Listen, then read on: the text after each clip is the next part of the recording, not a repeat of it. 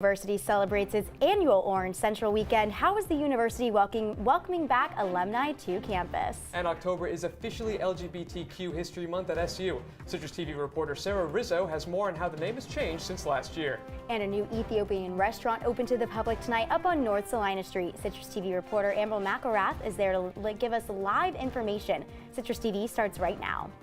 Citrus TV News live at 6, your campus news leader.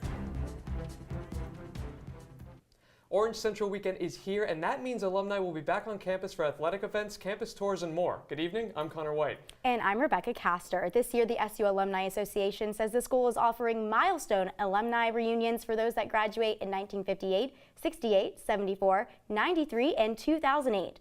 Special reunions are also in the plans for graduates from 2009 to now and members of the senior Citrus class, who are alums from 1938 to the 1957 classes. Citrus TV is also happy to be welcoming back alumni this weekend. We're looking forward to seeing some familiar faces back in the studio.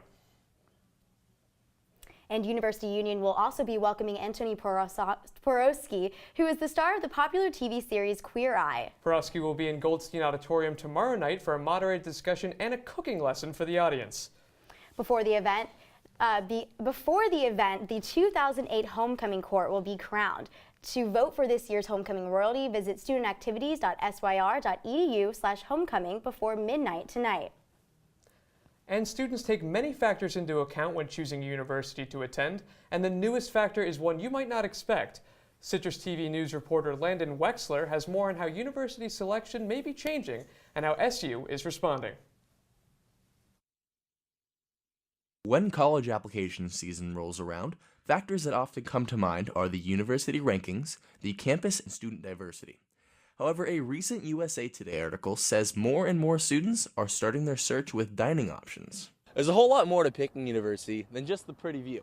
It comes down to the kind of food students want and how the university handles dietary needs. Assistant Director of Nutritional Management for Syracuse University Food Services, Ruth Sullivan, tells me how SU is making itself more marketable to students potentially going orange. Well, we're constantly changing our menu based on students' needs and students' wants. And we look at seasonality, what's in season, what's going to work. We work together with the menu committee. SU Food Services is part of the National Association of College and University Food Services, called NACUFS.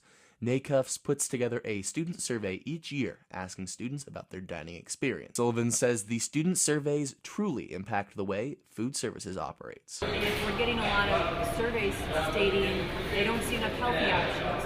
We know the healthy options are there, but maybe we aren't marketing it well enough. So we look at the survey and we make a lot of changes. Syracuse University has a budget for the dining hall food. Sullivan says the budget makes a difference, but students' needs still come first. The menu committee, the students are number one for us. So even though we have to think about it, it's not the first thing we think about. Food Services is doing all it can to be ready for any needs. There's options for pretty much anybody who comes to Syracuse University. Sullivan and her Food Services team continue to try to find more enjoyable options to lure in new students to the Orange family. Landon Wexler, Citrus TV News. All right, thanks so much, Landon. Now at SU, October is LGBTQ History Month, formerly known as Coming Out Month. Citrus TV reporter Sara Rizzo tells us why SU's LGBTQ Resource Center is changing the name for this year. The director of the LGBT Resource Center, Christian Kemp DeLeeser, says they want to celebrate the achievements of LGBTQ individuals rather than focus on the coming out aspect. We don't want to pressure people to actually come out. That we can still celebrate history, we can still, become aware and educate ourselves. Graduate assistant Annabelle Lee says she had a great experience this year partnering with Hillel, the Jewish Center on campus. We had the Pride Shabbat with the Hillel Center, and we got to interact with those students because even though not every queer or gay student comes through our doors, it doesn't mean that they're not on campus and that we shouldn't be coming to them as well as them coming to us. The LGBT Resource Center partners with many other organizations to hold events during the month of October. They partnered with the College of Engineering many times throughout the month to hold mixers for LGBTQ people in the STEM community. Although the month is not yet over, Kemp DeLeeser says LGBTQ History Month has been a success in the campus community. We now have increase the visibility and the access to our resources and to our knowledge at the center. Sara Rizzo, CitrusTV News. Well, Rebekah, we're back to that crazy, hectic CNY weather. I really don't know. It's sort of all over the place. We have this week, it sort of built it up, continuing to be colder and colder. It really dropped down into some really cold temperatures.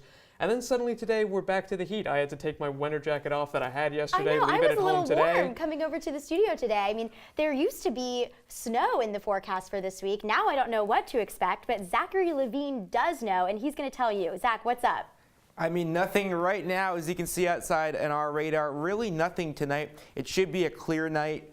We'll talk about snow a little bit later into the broadcast because that could be a possibility later in the weekend. But right now, a clear night. Enjoy it while it lasts. Raining tomorrow during the game. I'll get to that later. Right now, 65, partly cloudy. Winds around 10 miles per hour. So not really too bad. The wind chill shouldn't be a factor right now. Enjoy that spring or fall weather. Moving on right now till tonight, 49, partly cloudy. Again, not terribly cold. The wind chill I don't expect to be that bad, but I mean, we'll see as that snow moves in towards Sunday. I'll have more in my full weather forecast. All right, thanks, Zachary. Now, a new Ethiopian restaurant is opening up on the North Salina Street. It's the first Ethiopian restaurant to open in the city of Syracuse. A ribbon-cutting ceremony was held earlier tonight to celebrate the opening of the restaurant. CitrusTV reporter Amber McElrath is live in front of the restaurant with more info on the opening. Amber. Thanks, guys. I'm here in front of Habiba's Ethiopian Kitchen, which is actually the first Ethiopian restaurant to open in Syracuse. Earlier, I had the pleasure of speaking to Habiba Baru, who is the owner of the restaurant. Her story is truly inspiring.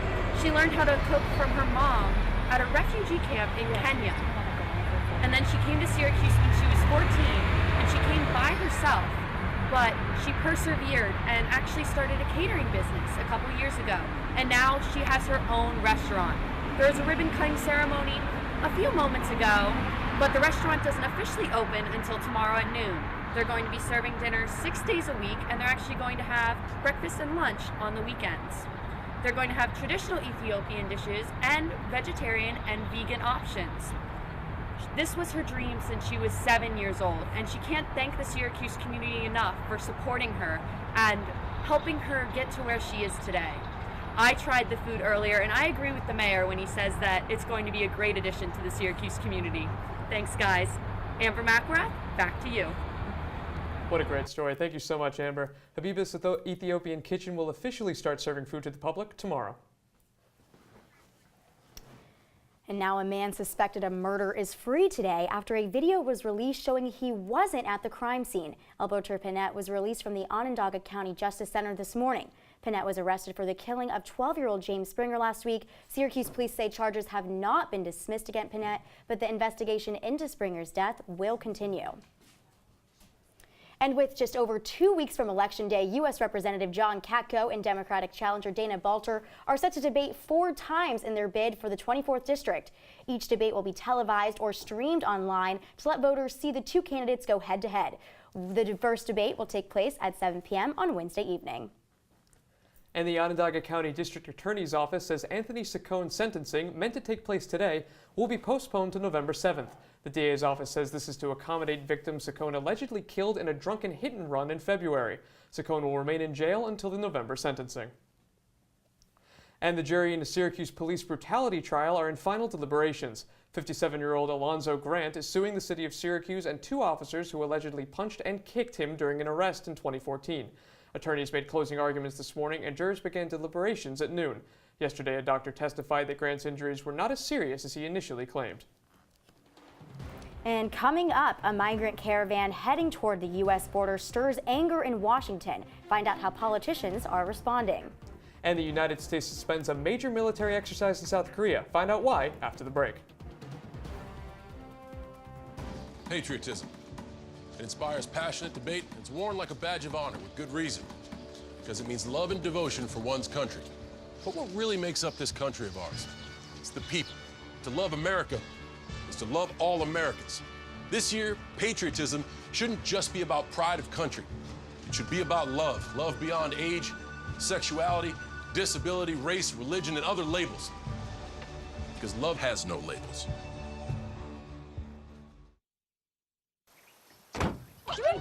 They'll test you. Try to break your will. But however loud the loudness gets, however many cheese puffs may fly, you're the driver, the one in control. Stand firm. Just wait. And move only when you hear the click that says they're buckled in for the drive. Never give up till they buckle up. Leaving hot coals improperly extinguished can cause a wildfire. Hey guys, it's Smokey! It looks as if Smokey is going to use the drown, stir, drown and feel technique. After the first drown, a good start. Next, another drink. And finally, a close feel. Is it cool? Okay. Yeah. Hey, Smokey, catch! Oh, my bad, Smokey. Only you can prevent wildfires. They call me Maxie, but I prefer tripod. I was your above-average four-legged homie, and then wham, bam, minivan. Some people pity me. Now that's lame. I still run, fetch, and swim. And the ladies love me. I'm the ultimate wingman.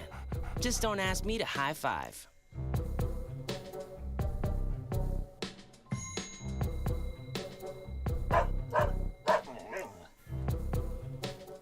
Welcome back. The Justice Department is charging a Russian woman for an alleged conspiracy to interfere in this year's midterm elections. Prosecutors say the Russian national managed a system designed to spread misinformation about political issues on social media. This is the first criminal case involving a foreign national for 2018 election interference. And a federal judge set a sentencing date for Paul Manafort. The former Trump campaign chair is set to be sentenced for 8 bank and tax fraud crimes on February 8th. According to legal experts, the court will likely sentence Manafort to serve 10 years in prison. This follows Manafort's surprise guilty plea in September in a related case at Washington, D.C., where he admitted to all charges brought by special counsel Robert Mueller in Virginia. And a Honduran migrant caravan is one step closer to the U.S. border after entering Mexico today. The group crossed the Guatemalan border with Mexico this afternoon, and they are soon to be joined by a larger group. The crossings drew angry tweets from President Trump, who said he would call the U.S. military to close the southern U.S. border with Mexico. Secretary of State Mike Pompeo is in Mexico today to meet with his counterparts, where he will pressure Mexico to stop migrants from passing through. And the Mega Million jackpot is $1 billion for tonight's drawing. This is the second largest lottery prize in the U.S. lottery history. No one has won since July 24th this year after a group in California won $543 million. The odds of winning the jackpot are 1 in 302 million. The drawing is tonight at 11 p.m. Eastern Time. And new updates on the flooding in Austin. More rainfall is expected, and a flash flood warning is in effect through this evening. To manage floodwaters, 8 floodgates are expected to open on the dam above Lake Austin. This will be the most floodgates ever opened at one time. Lower Colorado River Authority spokeswoman Clara Tuma says they will keep the floodgates open as long as possible. This September was the wettest September in Texas history. And Treasury Secretary Steve Mnuchin will take part in an anti-terror finance meeting with Saudi officials in the country's capital later this month. Mnuchin dropped out of a scheduled financial summit on Thursday due to tensions over the Saudis' role in the death of Jamal Khashoggi. Saudi security services will attend the anti-terror summit. They are widely suspected in Khashoggi's death. The terrorist financing summit will also feature representatives from Bahrain, Kuwait, Oman, Qatar, and the United Arab Emirates. And the United States and South Korea are suspending a major military exercise previously scheduled for December. According to a Pentagon spokesperson, the suspension of Exercise Vigilant Ace is designed to allow for better diplomatic relations with North Korea. In the past, President Trump criticized such exercises for being expensive and provocative. Secretary of Defense James Mattis and South Korea's Minister of National Defense came to the decision during their meeting in Singapore today. And WikiLeaks co-founder and political exile Julian Assange plans to sue the government for Ecuador for violating his rights. Assange currently lives at the Ecuadorian embassy in London. Assange says the government cut off his internet connection and refused a visit from a Human Rights Watch General Counsel. A 2012 arrest warrant for Assange is still active. And coming up, Rihanna turned down an invitation to perform at next year's Super Bowl. What led to this decision? And a new study shows that exercising daily may have more benefits than previously thought. We'll have more after the break.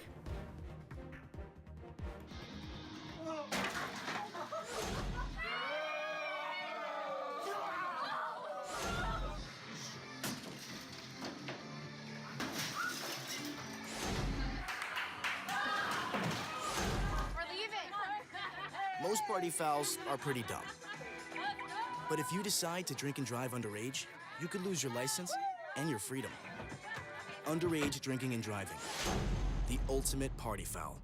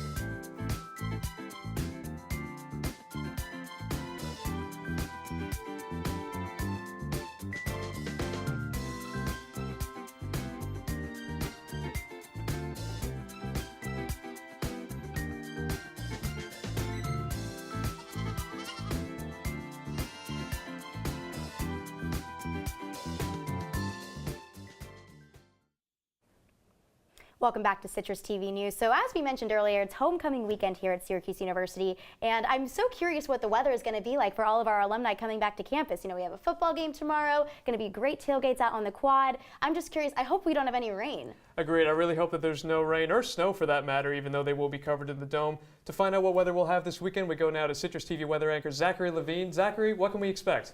Well, let's talk about right now first. Slow it down just a bit. Right now, beautiful day outside, 65 out there, partly cloudy, winds at around 10 miles per hour, as I mentioned earlier in the broadcast. So great night, get out and enjoy it. But yeah, you're right, rain coming our way. Take a quick look at wider North America right now. That rain will be pushing from west to east across, and it will be here by tomorrow morning. Looking now at CNY, 7:15 this morning as you see that rain pushing from west to east. 7:15 tomorrow morning, 7:30 tomorrow morning. That rain will be right over our heads here in central New York. It will be a wet one in the parking lot for any tailgates. It'll be wet out there during the game. You may hear that rain pounding down on the dome roof, but hey, it's Syracuse and it's the Carrier Dome. Taking a look tomorrow, high of 54, low of 34. Rain early but cloudy late. So after that game, leaving the Carrier Dome, I'm not expecting too many showers, so you should be able to go out and enjoy a Syracuse win. Hopefully they'll beat North Carolina, so we'll see if that happens. Kickoff 12:20 tomorrow for the game, 51 at 9 a.m., 53 at noon, and down to 48 at night. So not a terribly cool night. I'm not expecting any frost tomorrow night, anything below the mid-30s. So it should be a pretty comfortable night out there. Obviously have the heater on, but nothing too bad. Now we'll look across the region. 65 right now in Syracuse, 62 up in Fulton, down in Binghamton 60, and Elmira down to 59. So, I mean, not terribly bad temperatures right now across the region, but as I mentioned, it's going to be getting colder. Now taking a look at our 5-day forecast, getting colder. Saturday, 54. Rainy, as I said. Sunday, though, cloudy, down to 33 at night. This is when it's going to get close to snowing. I'm not going to say it is going to snow or anything, but I mean, it is going to be cold. The rest of the week, though, Monday, Tuesday, Wednesday, cloudy and raining, kind of miserable out there. I don't think you'll see any sun at all. Now back to you guys. Thanks, Zachary. I hope the alumni brought their rain gear. Now, in other news, Rihanna won't be performing at this year's Super Bowl. The singer refuses to perform at the event in an act of support for Colin Kaepernick. Kaepernick, who is now the face of the Just Do It Nike campaign, remains unsigned by any NFL team since he began protesting America's treatment of people of color by kneeling at the national anthem. Instead, Maroon 5 will almost definitely be taking the stage in Atlanta in February. And Britney Spears will return to Las Vegas for her second Sin City residency. Now during a residency, an act performing many shows in the same theater and are considered a viable option for megastars in the area of music streaming. Other acts performing on the Strip include Queen with Adam Lambert, Gwen Stefani, and DJ Calvin Harris, who reportedly makes $1 million per show. And the cost of not getting off the couch is much higher than you may think. A new study from the Cleveland Clinic says that the risk of death is 500% higher for people who don't exercise than people who do. The study also found that lack of exercise is 3 times more risky than smoking. The study's author recommends doctors start prescribing their patients to exercise, so get moving. And why don't you get off that couch, because coming up we have a large slate of SU sports for you this weekend that you can go attend, including an eager Orange football team coming off a bye week. Stay tuned. Patriotism. It inspires passionate debate. It's worn like a badge of honor with good reason, because it means love and devotion for one's country. But what really makes up this country of ours? It's the people. To love America is to love all Americans. This year, patriotism shouldn't just be about pride of country. It should be about love. Love beyond age, sexuality, disability, race, religion, and other labels. Because love has no labels.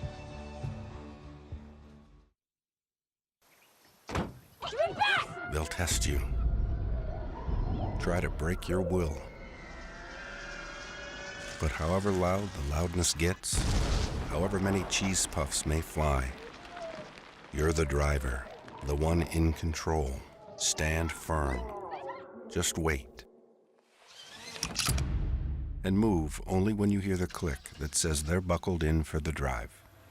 Never give up till they buckle up.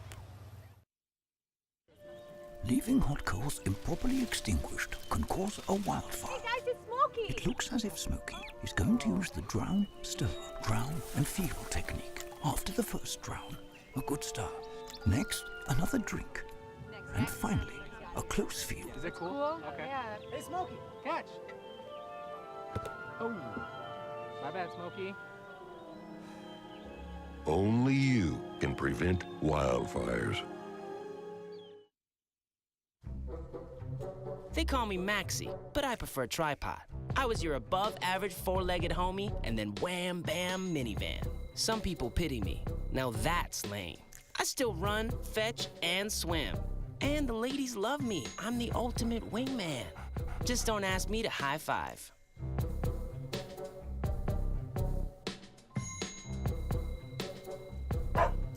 Welcome to sports. I'm Zach Lang. Syracuse football is coming off a bye week and 2 straight losses. Under head coach Dino Babers, the Orange have yet to win a single game after a bye week, going 0-8 in the last 2 seasons combined. Players are eager to put the past behind them and flip the script for the rest of the season.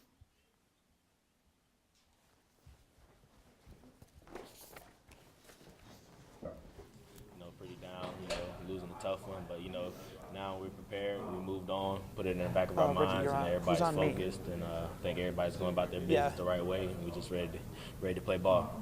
Just out at practice just now, we were energetic and bouncing around. We want to play football. We've been off for a week, and we want to get back out there and show people what Syracuse is about.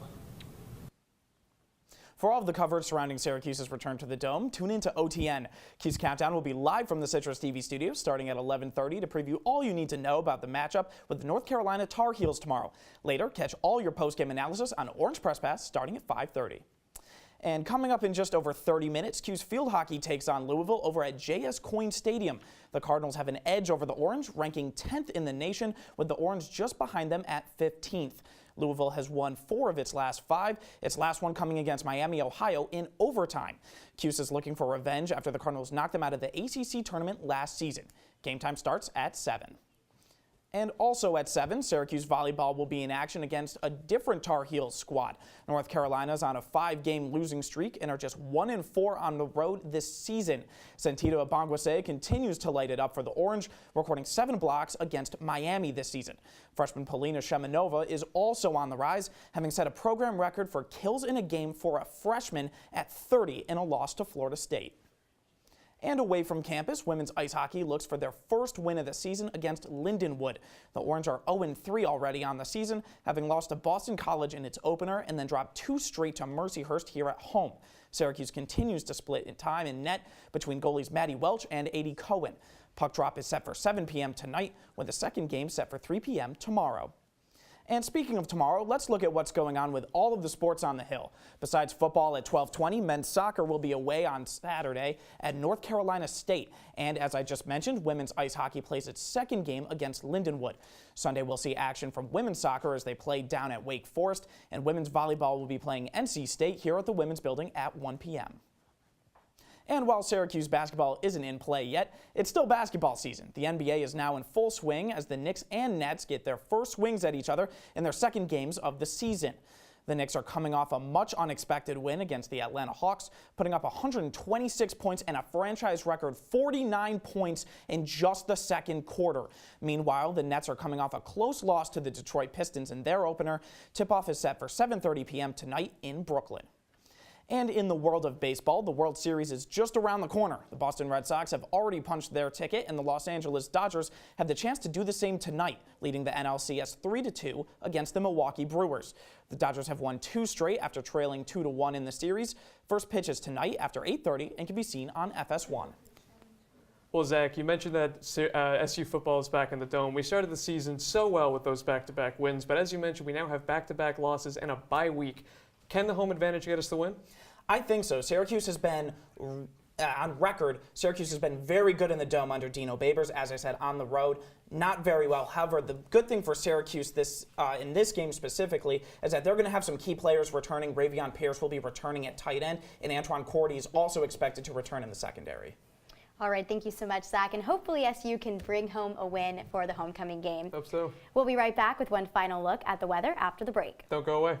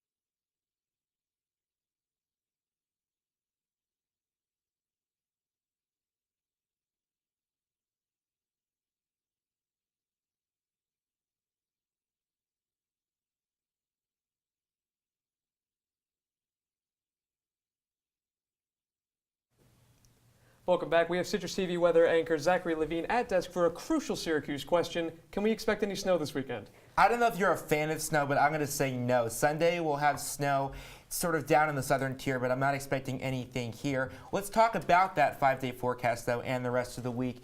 Right now what we're looking at, as I said, is Saturday rainy, get ready for rain throughout the game. Sunday cloudy, Monday kind of cloudy, but Tuesday and Wednesday we're talking rain, so it'll be a little chillier on the weekend, but I mean, rain in the forecast throughout the rest of the week. So then what should we be wearing for the game tomorrow? I mean, I would wear jeans and a t-shirt, maybe a jacket. Obviously, you know, wear pants, wear something, the dome's not going to be that hot. It's not going to be like summertime, but just wear something that you'll feel comfortable in as you would inside. All right, well, I'm certainly glad that we have that cover for the rain. Thank you, Zach. Now that's all the time we have tonight. Make sure to follow us on Twitter and Facebook at Citrus TV News for our around-the-clock news coverage. I'm Conor Wight. And I'm Rebekah Castor. Thanks for watching and have a good night, Syracuse.